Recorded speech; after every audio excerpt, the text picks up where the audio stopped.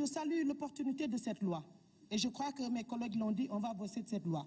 Pourquoi? Parce que je crois qu'aujourd'hui, nous qui sommes des députés et qui demandons à l'État, donnons la permission d'aller ratifier des textes au niveau international, aujourd'hui, on se doit quand même de saluer cette loi qui vient pour harmoniser nos textes nationaux. Et je crois qu'on est à cette étape.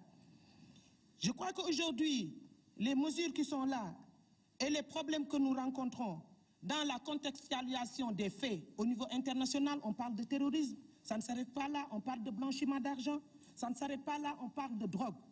Et puis je crois qu'en tout cas, on peut en citer encore. Et les actes qui sont passés ici, je crois qu'il y a des actes terroristes. Tout à l'heure, on a attaqué notre collègue Mbirissila.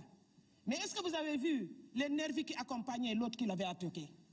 Mais des gens avec des corpulences, une corpulence vraiment inouïe. Ils étaient où? On les avait pris où? Sont des Sénégalais? En tout cas, il faudrait qu'on puisse y remédier. Moi, je crois que, monsieur le ministre, les vides juridiques, on en trouve dans les textes. Et il est normal qu'on puisse les combler.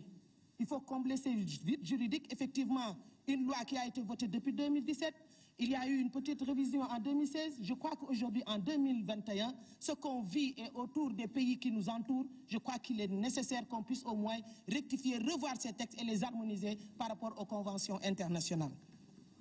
Monsieur le ministre, le régime général de responsabilité pénale, on en parle. C'était un manquement par rapport au texte. Si on prend aujourd'hui le dispositif juridique, il y avait des insuffisances. Et je crois que le crime organisé aujourd'hui, il n'y a pas à y mettre de fait, on le touche avec les doigts de la main.